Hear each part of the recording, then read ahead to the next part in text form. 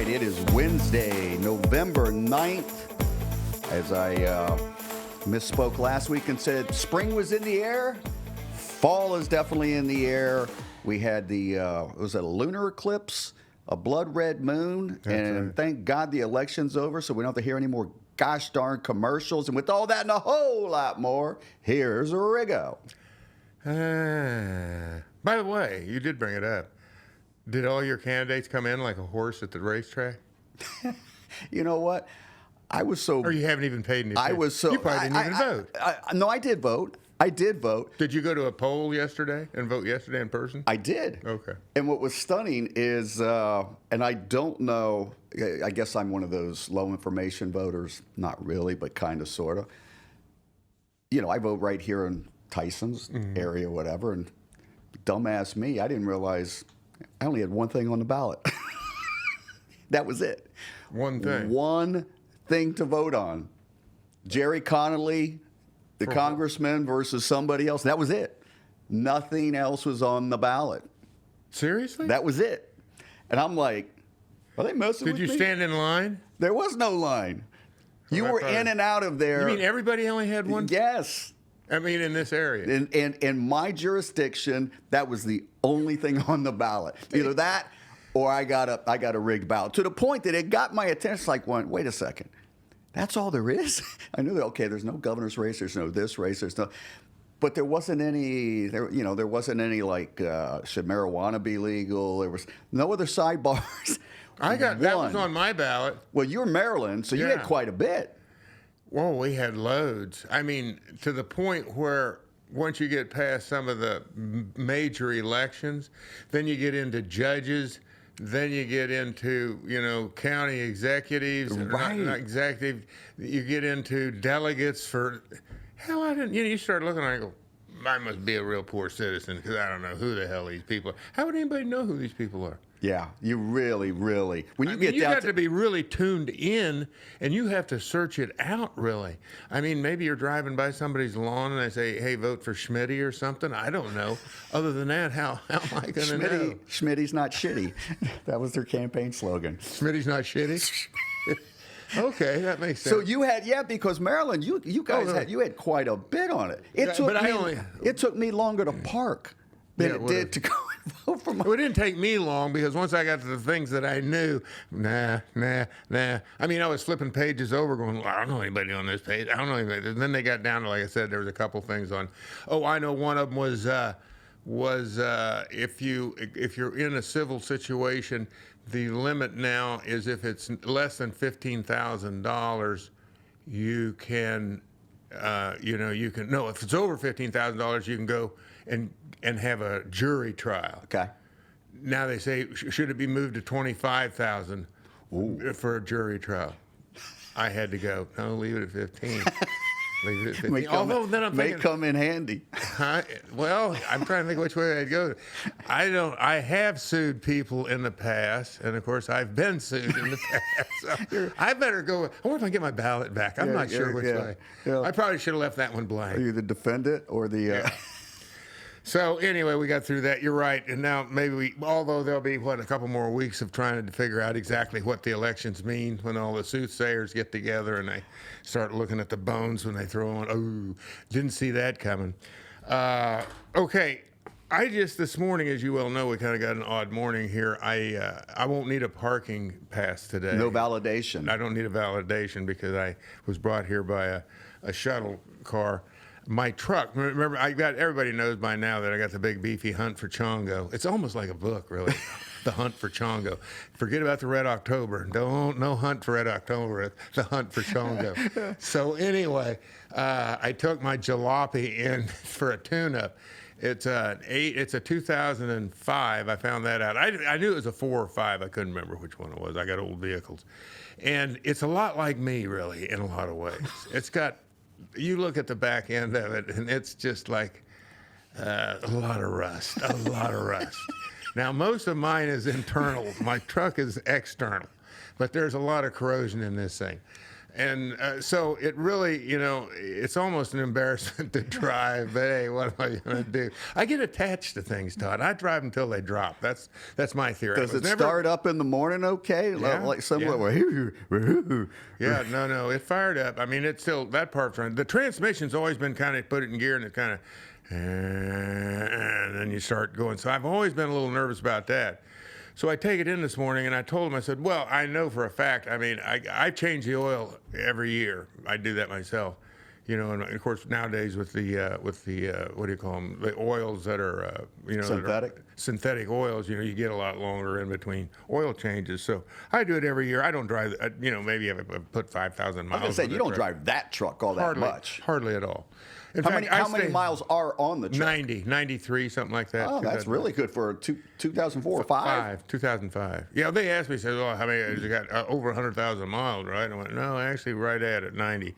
So anyway, I had, I took it in there, and it was one of those deals where I'm not sure what to do because it seemed like there's some issues maybe in the steering. It seems like it leaks a little power steering fluid and all that. So if you're going on a 1,200 mile trip one way, so it'd be approximately the time you drive around a little bit, about a 3,000 mile trip, 2,500 for sure.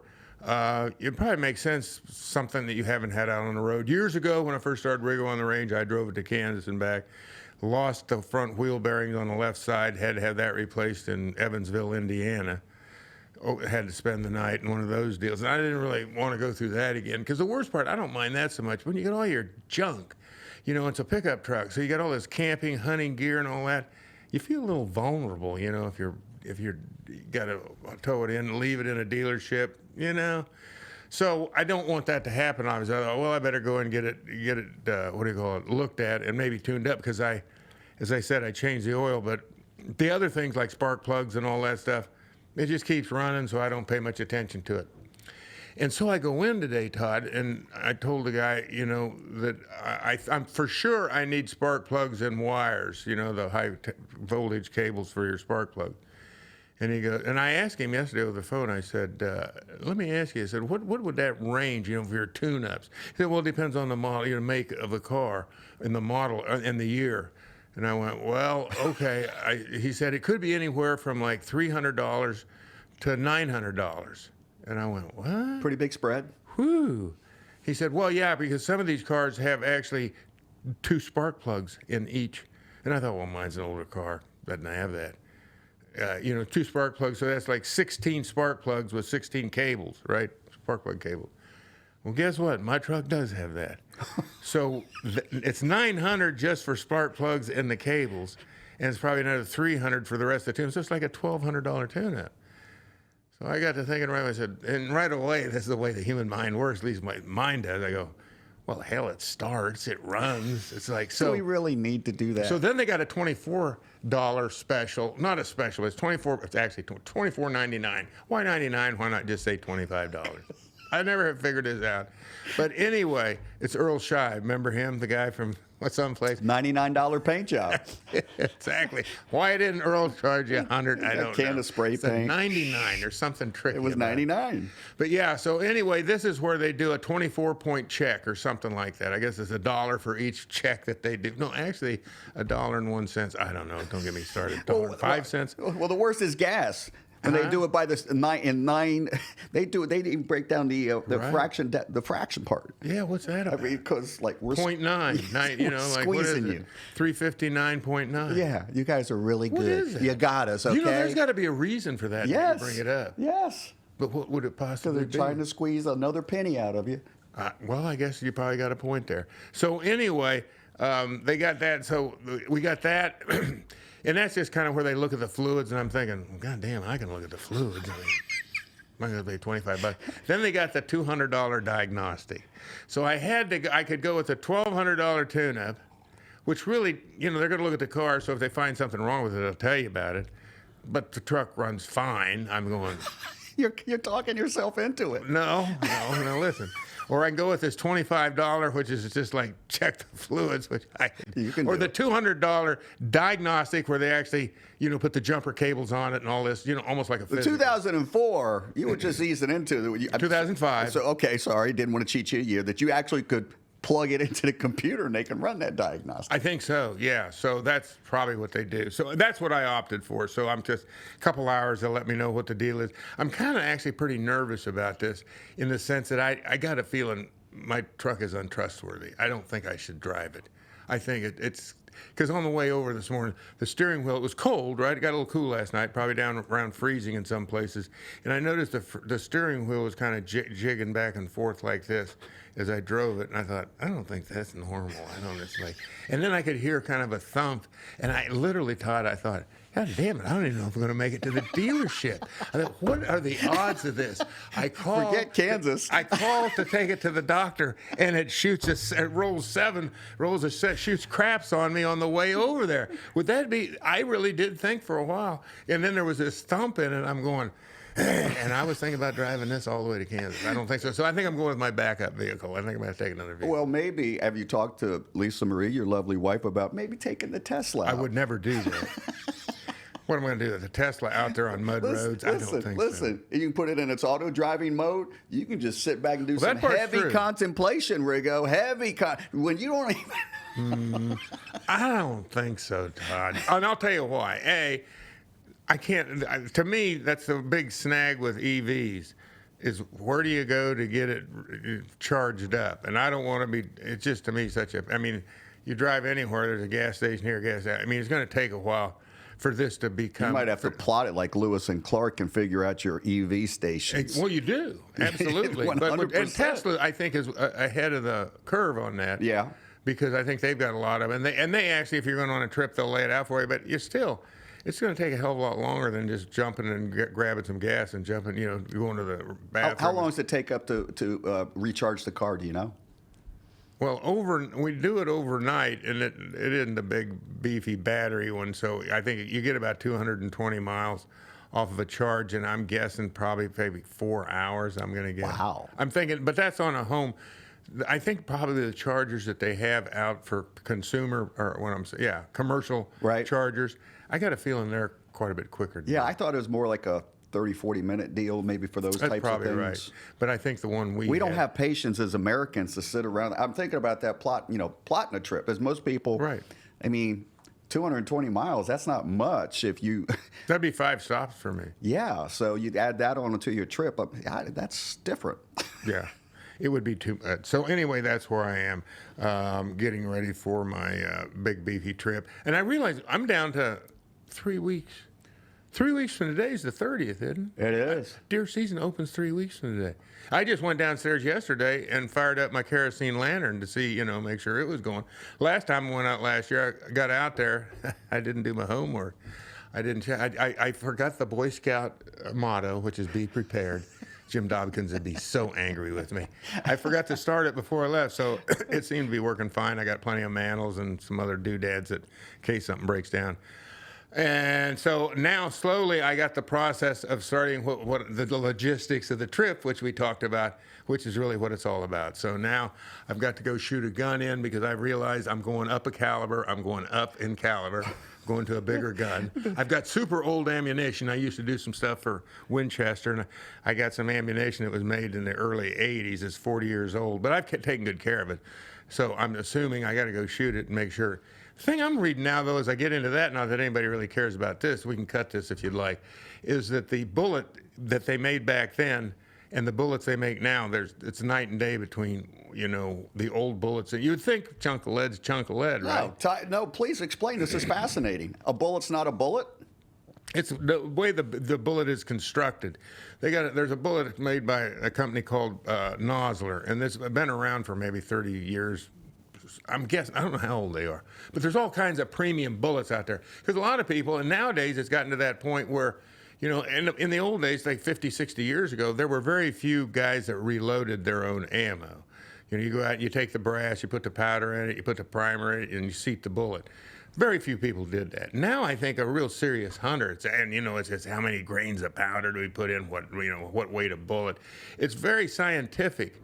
And really the real scientists are the military because of the sniper schools, and I mean they got it down to and the scopes nowadays, I have older scopes, you can actually click your, if you want, you got a rangefinder. Let's say you're shooting at something 400 yards.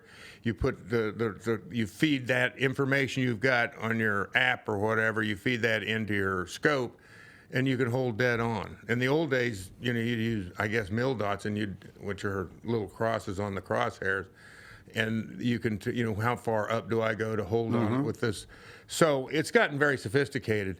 So, like I said, getting back to this older ammunition, and I started reading about it because this caliber I was going to use is basically a game. It's a gun for dangerous game. And I figured Chongo by now has got to be pretty goddamn dangerous. I think Chongo's out there doing sit-ups and push-ups. Yes. He's doing sprints. In fact, I think he ordered from someplace one of the little deals. It's like a pencil sharpener, and he puts it on his antlers, and he's fine-tuning those antlers. He's got razor points. They're like darts. I'm telling you. I know because he's looking for me. It's me and Chongo, mano y mano in the timber. Let's get ready to run. He's talking to his peeps, and he's going, "Do you think the punk's going to show up this year? He's coming again. Do you think he's going to post?" Exactly. Who's the little Scotsman with the beard? the MMC fighter? McGregor. Conor McGregor. Exactly. It's crap, I say. That's Chongo. I think he's Scotch-Irish. I'm not sure.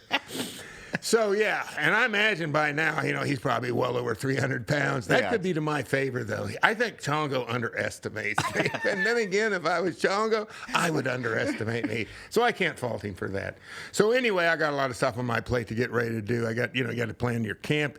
Now that I think I'm going to have to alter vehicles, now I have to go to almost like, it's going to be different because the vehicle I'm taking now, I can't be throwing a chainsaw in it. I can't be doing a lot of, kind of is going to hamper my camping. And now it's going to be kind of a bare bones camping trip, which I guess really puts the onus on, do you really want it, punk? It's going to cramp your camp? Yes, it is. And I'm thinking to myself, because I used to do that, and now I've kind of, the last couple of times when I'm out there, I've had a truck and, had the spread and really enjoyed myself. Now I got to tighten it back up. And but in the past, I used to go, I was enlisted. Then for a few years, I became an officer, and now I don't know if I can go back to being enlisted. Yeah, I don't know if the G-Wagon is going to be good for all the accoutrements. I could put a rack on top of it, but then I couldn't park anywhere around here. Chongo's laughing. He's like, look at this guy rolling up here in a G-Wagon. Well, that's what he does. Him and his buddies get together and say, "Oh, looks like the circus is back in town." Yeah. So anyway, that's what I got. What's going on? I will tell you, the election, glad again to have it over, and glad to see that it's all been peaceful and everything. To put a bow on that, based on what we know today, the control of the Senate looks like it's going to come down to Georgia and Herschel Walker and Warnock, and that they're going to have a runoff in December, and that looks to be the only thing really hanging. Is that right? That's the latest news? Yeah. And that's pretty mind-blowing. Oh, Herschel. Go figure that. Right? Well, you know what? I'm trying to think. The only other football players in politics, who can you think? Jack Kemp. That's the first one that came to my mind. That's the only one that comes to my mind. Football players. You had a teammate. Isn't he in Congress now? What's his name that used to play the quarterback here that they drafted #1? Heath Shuler. Heath Shuler was. He served a year in Congress. I know. There's quite a few of them, actually. Yeah. The former quarterback from Oklahoma, what was his name? J.D. Watts. J.D. Watts, another one. And so I guess it's possible. You had a teammate. You played. He was with you on the Jets. Whose name is? Oh, yeah. I can see his face. He's from Miami. He went to the University of Miami. They drafted him #1, Burgess Owens. Burgess Owens, yes. Yes. From Utah. Yes. Yeah, it's all coming back to me now. Yeah, so. I imagine we probably missed a couple too. Particularly in local stuff. Yeah, but that is actually there's quite a few. But I'm trying to think. He would be Jack Kemp. Obviously, he was the highest. He was actually he never made it, but he ran for vice president. But was he a senator once upon a time? I believe that's correct. Or was John. he? Yeah, he ran as a vice presidential candidate. For sure. Very, very accomplished. But that goes way back. Very accomplished. So here we are, Thanksgiving basically 2 weeks away. Yeah, and right, 2 weeks from tomorrow. So the other news out there is now that it's out there. Jeff Bezos and Jay-Z look to be the leading folks on the clubhouse leaderboard here in a bid to buy the Washington franchise team. It's being reported everywhere. The two of them were spotted and recorded in L.A. having dinner together over the weekend for a couple of hours. Matthew McConaughey, he came out and said he'd like to get a little piece of that action. It's kind of like one of these things that's like, me and Michael Jordan, we combined for 52 points. I had 1 and he had 51. Exactly. Because here's the reality. That's what I was thinking. Yeah, go ahead. Well, here's the reality for folks out there understanding NFL ownership and some of the basics here is I believe the minimum is still 30%. You got to be liquid, okay? This is for the uber wealthy now. This isn't just for rich people or wealthy. This is the uber wealthy, and you cannot. It can't be like a consortium, if you will. There's got to be one main guy who has the pull and has the bank account and is going to be vetted. Jeff Bezos is that guy for sure. I wouldn't think Jay-Z goes up against Jeff. No, not even close. And a head-to-head. Not even close. And Jay-Z on his own probably can't do it. Probably can't do it. I mean, he's a billionaire for sure, but it's that level of investment. And so when you hear a bunch of these names that are being thrown in there, that's for marketing purposes. We've seen it a bunch of times before. I think it was with the Dolphins. You had Serena Williams got in. You had J-Lo. You had A-Rod. So I got to stop you there. How does that? Well, who does that help? What's the purpose? It helps bolster the franchise? owner, the potential owner, and that he's got a good coalition of people around him. It's celebrities. Not just about exactly. Celebrities and the powers of that brands, and the league would love to have a minority owner for sure. So what's going to be interesting, but the only way, unless Jay-Z is liquid enough to be the lead, which I don't think he is. I mean, he's no those kind of numbers. No, when you're talking this franchise, I firmly believe is going to go for $7 or $8 billion. Let me ask It'll be you the this. highest ever in the history of a professional franchise. Well, you could probably make the statement that actually current ownership couldn't purchase this Not even franchise close. today. Not even close. Not even close. He's not in the club. Yeah. He's only in there by everything else Got going in up early. in value in spite of what they've done to this franchise. So that, plus a new owner is going to have to put up a couple $2 billion to get the new stadium built, and it will be back down in D.C. Those wheels were greased a couple of years ago. So you're looking at an $8 to $10 billion outlay that only, probably less than 100 people on the planet can You said, do. though, there's local people that could pull this off that hasn't surfaced. They haven't, and I don't know if they will, because the reality is somebody's going to overpay for this, and that's why Snidely's going to walk away, because finally somebody with those, and most of the people that are local like that, they're like going, I don't need to be in this that bad, I'm good. But a Jeff Bezos, a Zuckerberg, or take somebody that's over $50 billion that liquid, that can play around and do this. That's what it's going to take to get this done. But I tell you. Well, I'm trying to think of who took over the Denver Broncos? Yeah. The Waltons, the heirs. It was the Waltons. The heirs. But then that's kind of a little bit incestuous in a way, isn't it? Not St. Louis, the L.A. Rams. Isn't that owner married to a Walton? Possibly Stan Kroenke? Yeah. Well, that's I think he is. Yeah, but Which means, I'm just saying that the Waltons are cleaning up. So, you hear about Byron Allen. Now, Byron Allen used to be the what's his name, sidekick, right? Yeah. Well, Byron Allen. Arsenio.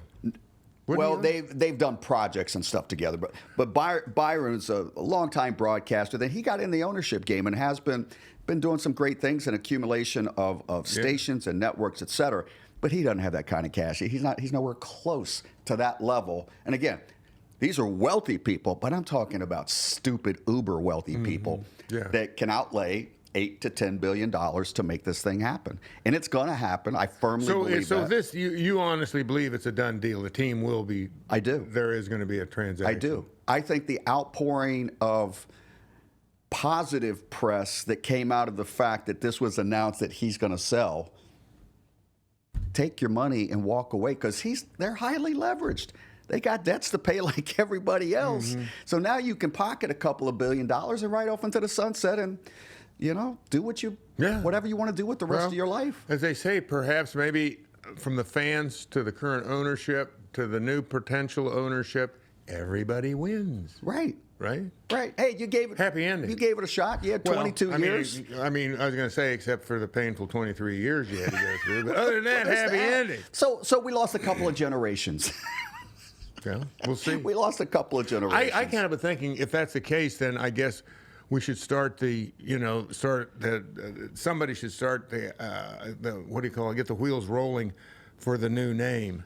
Yes. Because I don't think that's going to last. Nah. If you're the owner purchasing this, when we were talking about that, I would just be shocked that you would come in here and pick, it's only a year old, that you would go, oh, yeah, I like that. That's good. You want to create something for posterity, right? You know enough from but then again, you got new fans. I don't think so. John, the new name's not printing. To your point, it's not printing. Nobody was jumping up and down. They got a handful. Well, not of only people. that, it has no history. There's no legacy there. Nothing. No, So, why wouldn't you come in and exactly. clean house And and create start your own afresh, legacy. start anew, top to bottom, and with that, we're gonna because it just dawned on me that the 40th anniversary of the 1982 season, that magical 8-1 season that you guys played the first 2 games, you beat Philadelphia on September 12th, you beat Tampa Bay.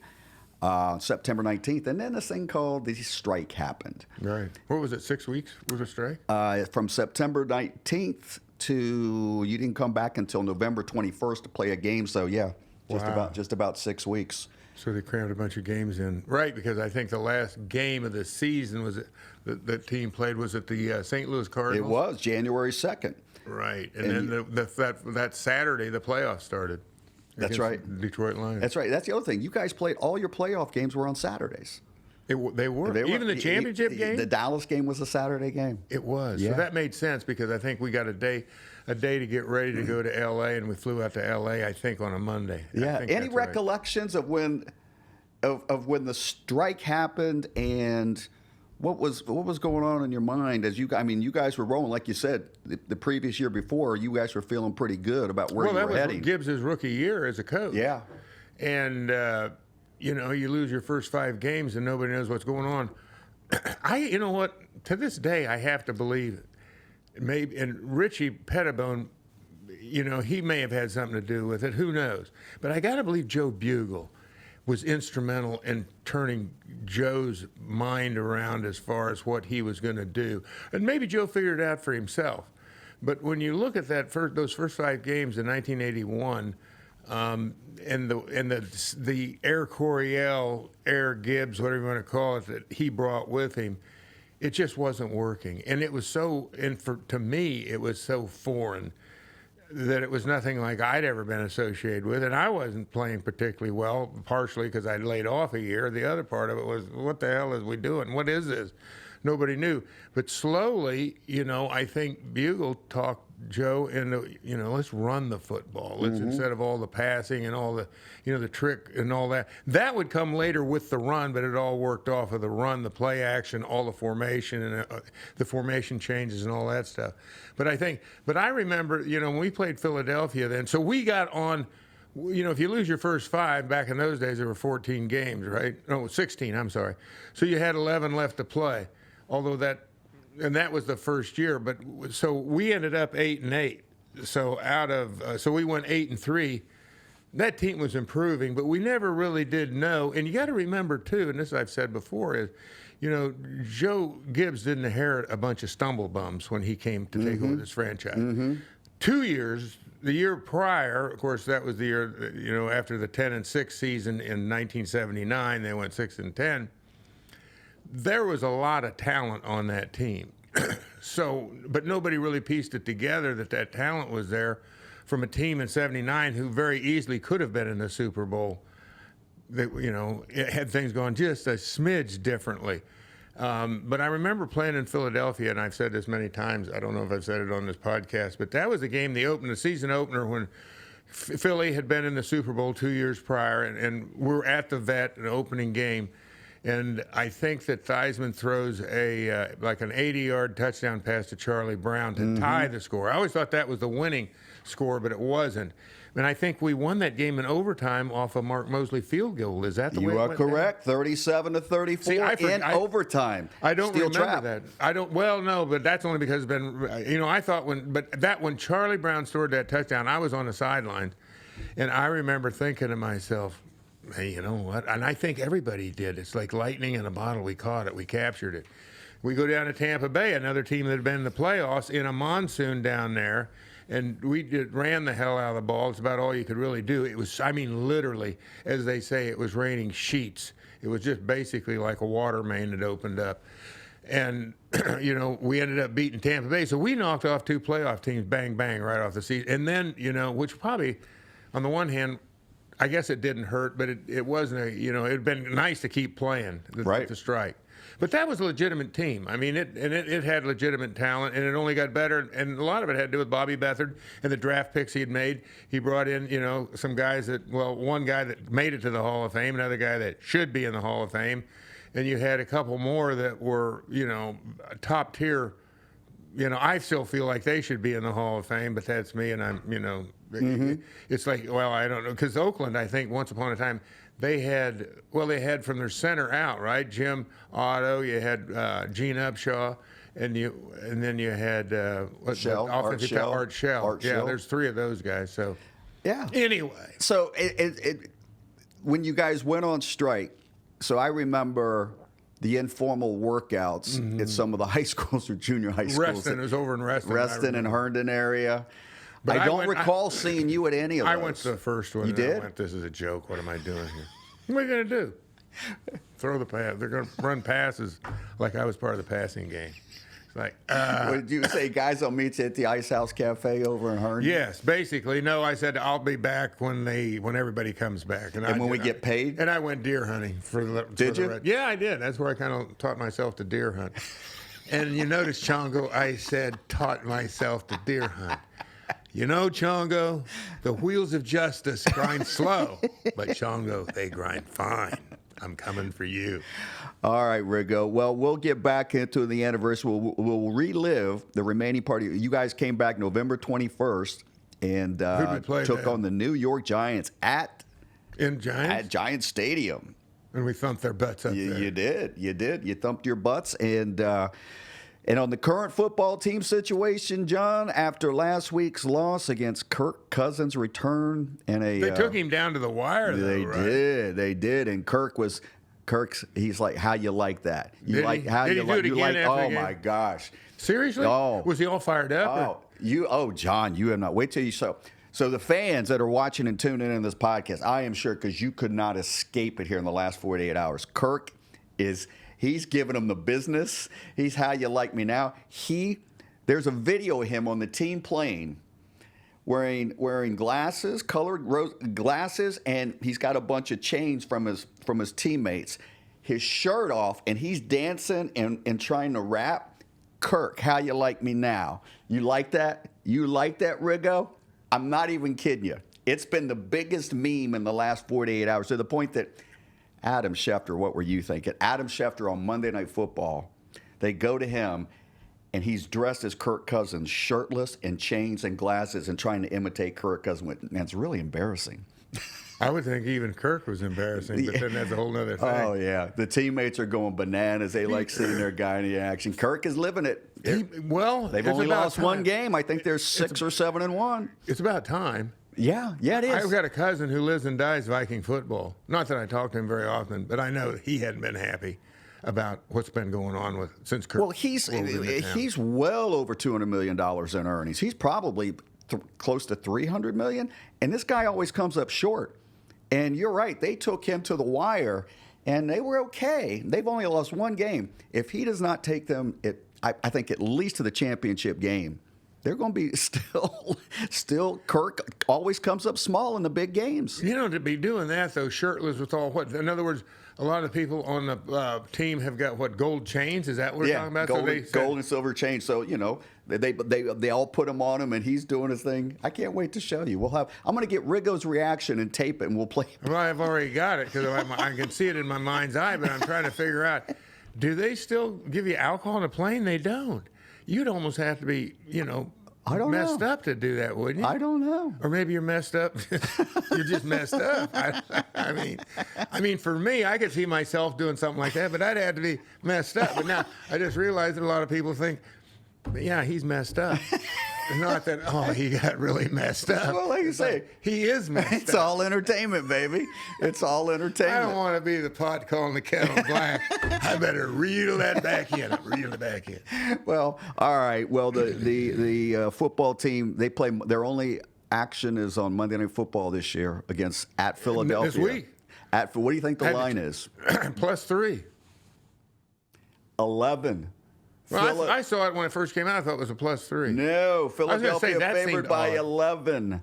That's a big number. Are you going to get some sweet action? That's big. No, I don't know. I don't touch. I learned years ago. Don't touch these turds. They'll break your heart every time. This is a trap game. So if you bet against them, they come through. 11's a big number, and I think because so much money poured in on Philly early when that line, they drove it up.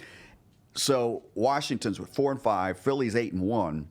Excuse me, they're undefeated. They're the only undefeated team. That's right. They're undefeated. Who beat them? This is the perfect. No, they're undefeated. That's what I said. Yeah, 9-0. you're right. So this is the perfect trap game. Yeah, I agree. For Philadelphia, they better be on their P's and Q's.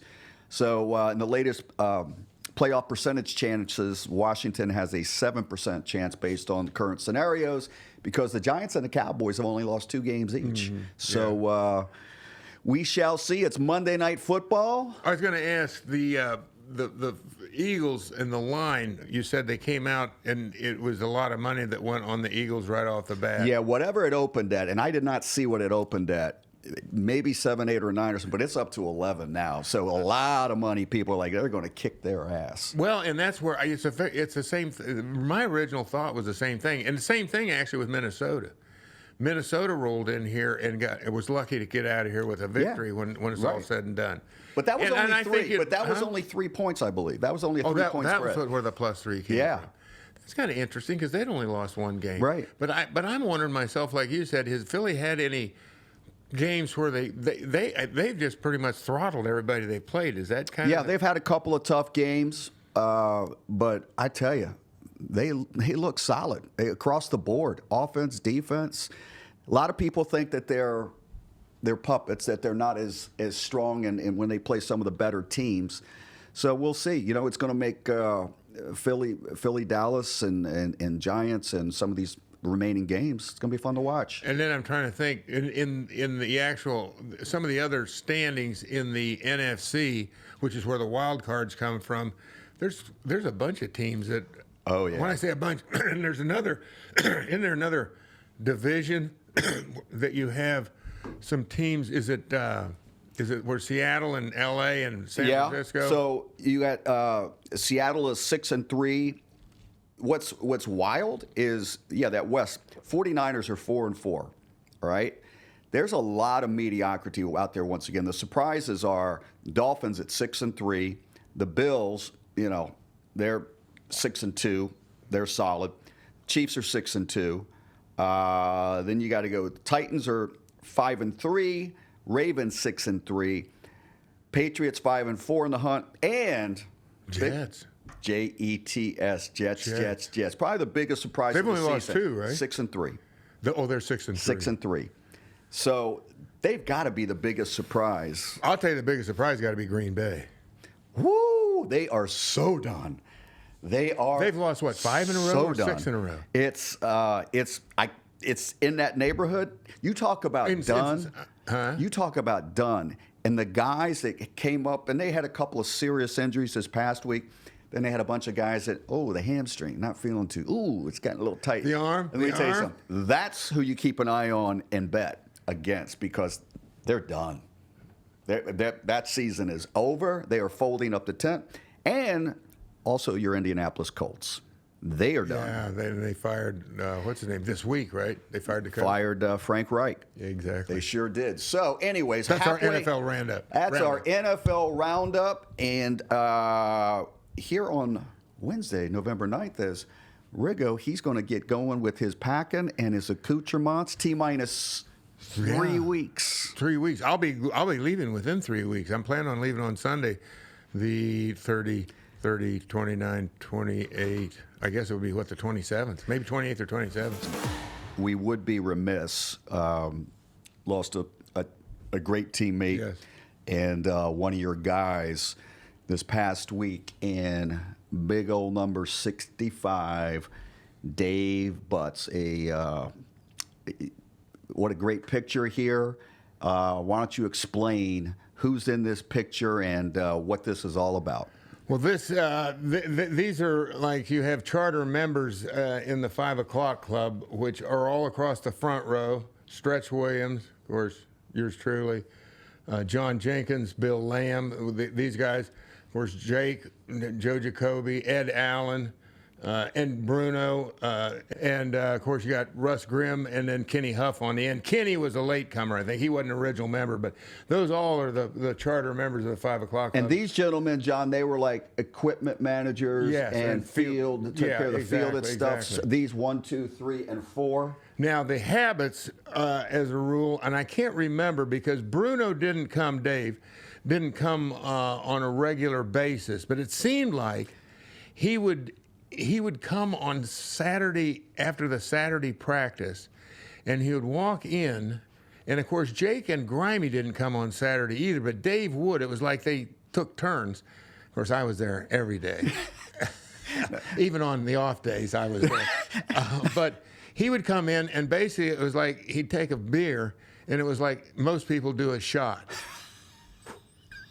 He might do 2, and then walk out. Well, it looks, I mean, him and Jacoby, I know. It doesn't look, it looks like one of those little 8-ounce cans that, like the mini Coke cans we see now. That's why he could do what he did, I'm pretty sure. Is that what type of hat he's got? He was the commander, I guess. I don't recall, but Dave, everybody picked their own favorite hat, I guess, and some people went hatless. So this, you're telling me, was the precursor to the actual 5 o'clock club? No, the 5 o'clock club had been up and running, but this was just a photograph. We had Nate Fine, the late photographer that was a photographer for the team for over 30 years, 40 years maybe.